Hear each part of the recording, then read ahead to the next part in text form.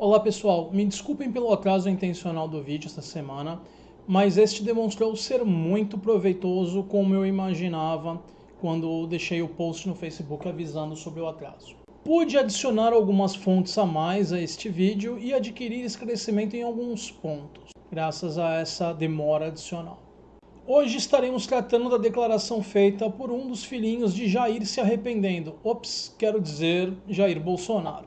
Me refiro ao 03, vulgo Eduardo Bolsonaro, onde ele falou sobre uma volta do ato institucional número 5, popularmente chamado AI-5.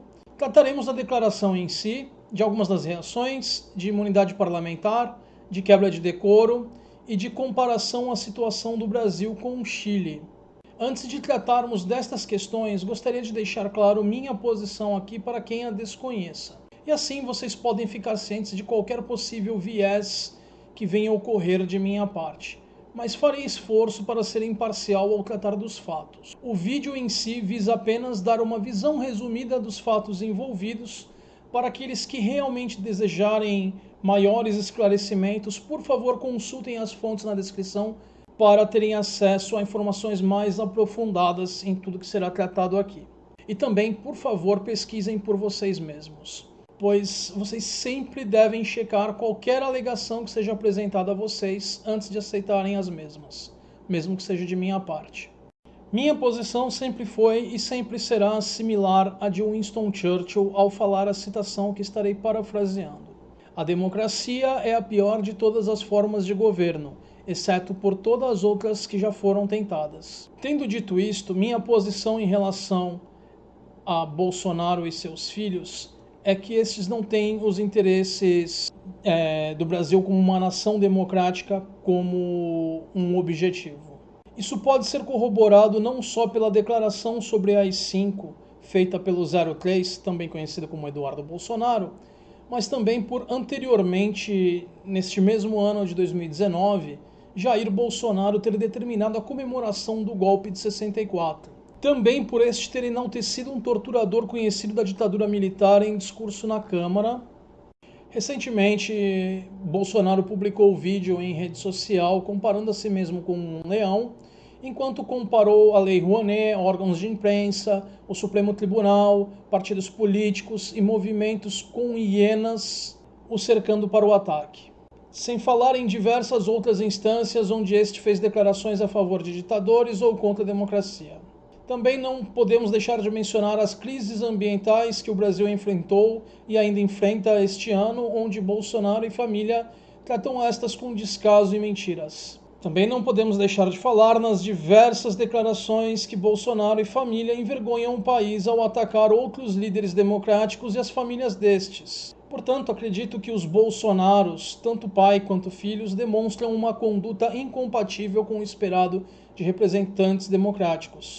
E apesar de minha opinião pessoal, como já disse, tentarei ser o mais imparcial possível ao tratar dos fatos. Imagino que quem esteja vendo este vídeo tenha pelo menos uma noção superficial do que foi o AI-5, ou Ato Institucional número 5.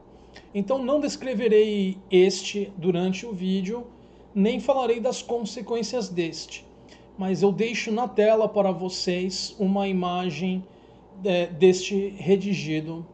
Mas deixo também fontes na descrição tratando dos detalhes das consequências deste. Também gostaria de destacar que esta não foi a única declaração de Eduardo Bolsonaro sobre a situação do Chile.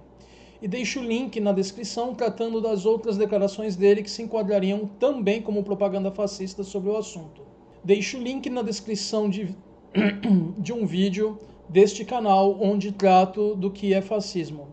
Gostaria de lembrar também que os bolsonaros têm o hábito de fazer declarações irracionais e depois se desculpar quando a controvérsia parece ser grande. E desta forma, comecemos com a declaração de Eduardo Bolsonaro sobre o AI-5 e as principais reações que pude recolher.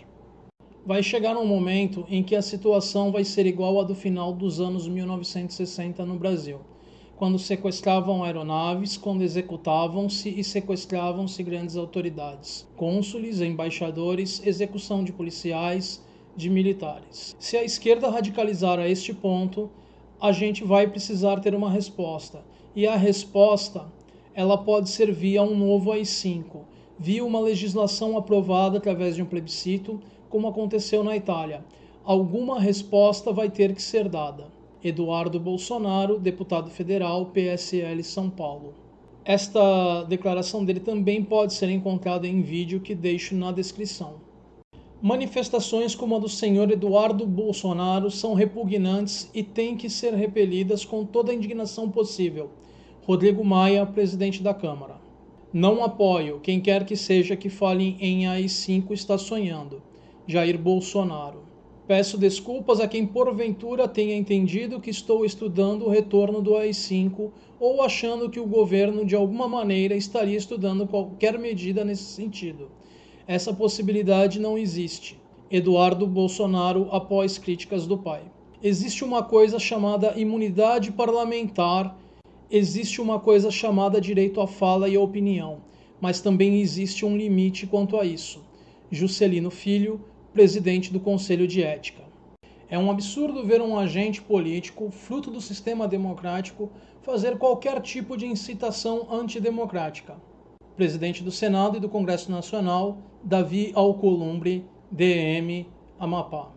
O PSL é contra qualquer iniciativa que resulte em retirada de direitos e garantias constitucionais. Em nosso partido, a democracia não é negociável. Fica aqui nossa manifestação de repúdio a esta tentativa de golpe ao povo brasileiro. Luciano Bivar, presidente do PSL. Consideramos inaceitável qualquer menção a atos que possam colocar em risco de novo a liberdade do cidadão brasileiro. Baleia Rossi, do MDB. Suscitar o ato institucional número 5 demonstra desprezo, desconhecimento e ignorância sobre o que é o Brasil do século XXI.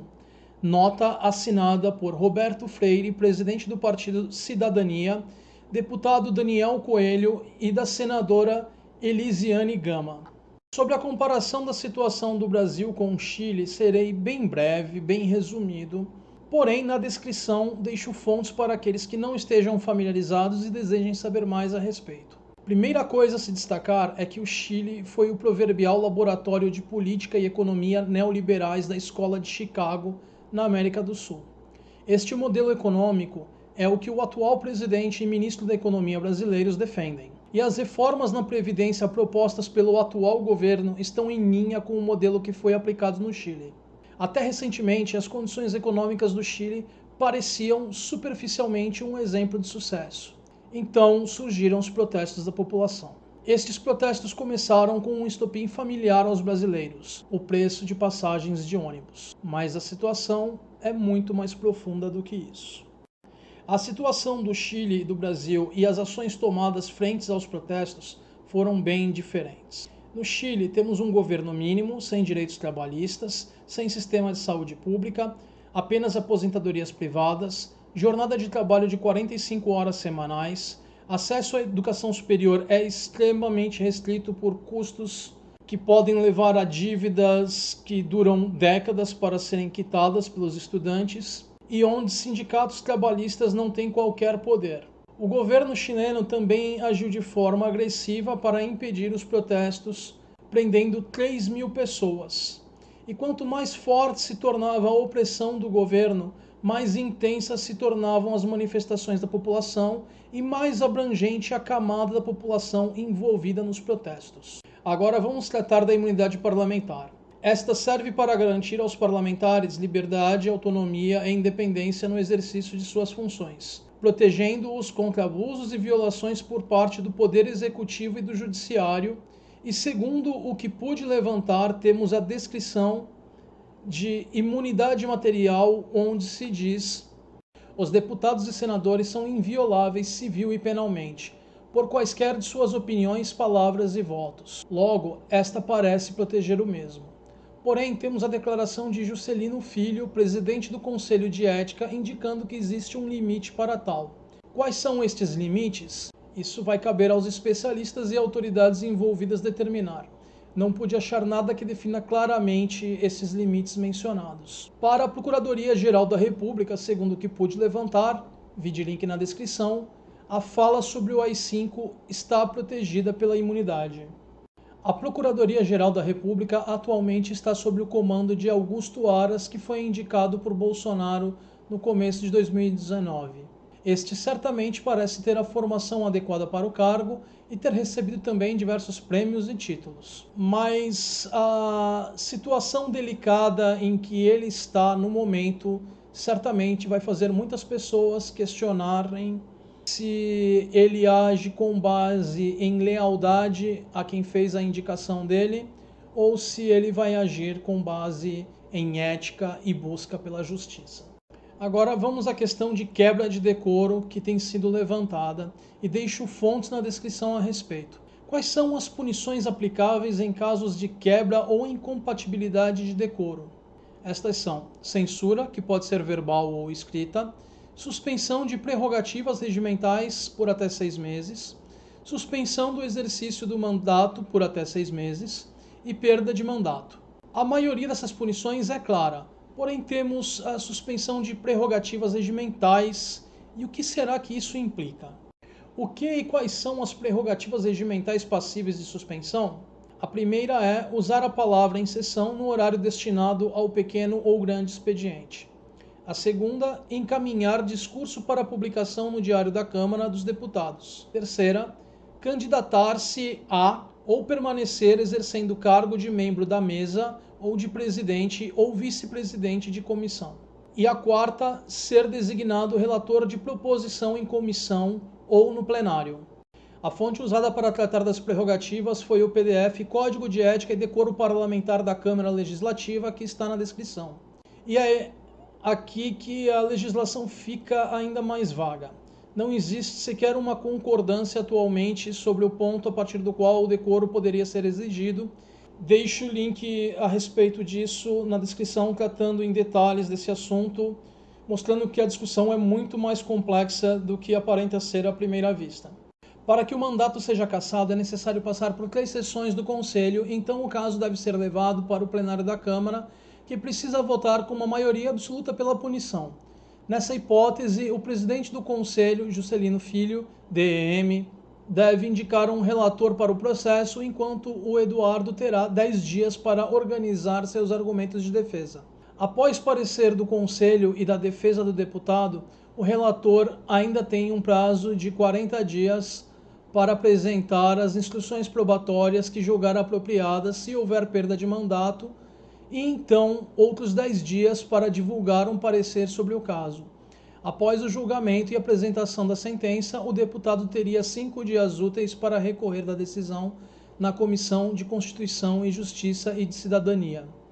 As fontes que pude encontrar variam em suas hipóteses sobre como o Conselho de Ética deve responder.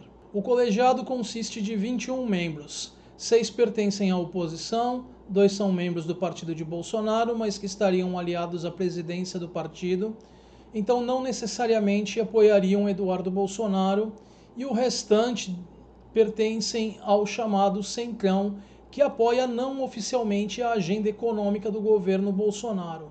O histórico que pude levantar das ações do Conselho de Ética é que algo em torno de 80% dos processos desde 2002 foram arquivados. Preciso apontar também que o provável motivo de Eduardo Bolsonaro ter pedido desculpas pela fala, que considero ser uma desculpa bem esfarrapada, pois a fala foi muito clara, a razão é a reação negativa recebida por este. E a mesma repercussão pode vir a pesar nos votos do colegiado. O ministro do Supremo Tribunal Federal, Gilmar Mendes, foi sorteado eletronicamente para ser o redator da notícia-crime protocolada no STF. Desta forma, acredito que para que finalmente tenhamos qualquer resolução nessa questão, teremos que aguardar o processo e nos mantermos atentos. Na data que gravo este vídeo, este ainda está se iniciando. Gostaria de lembrar a todos também que esta não é a única notícia recente comprometendo membros da família Bolsonaro. Temos também o caso do condomínio de Bolsonaro e a entrada do acusado de assassinato de Marielle. Este caso também merece a atenção da população, mas de uma forma ou outra, o importante é nos lembrarmos e pesquisarmos o que quaisquer políticos tenham feito antes de decidirmos apoiar os mesmos. Com isso, encerro este vídeo com o usual vida longa e próspera. O psicético adverte: ceticismo faz bem à saúde. As fontes estarão na descrição do vídeo. Se você gostou do vídeo que acabou de assistir, inscreva-se no canal, deixe seu joinha no vídeo e na página de Facebook. Se desejar, sinta-se livre para compartilhar o vídeo. Caso não tenha feito ainda, clique no sininho do YouTube ao lado do nome do canal para receber as notificações do mesmo.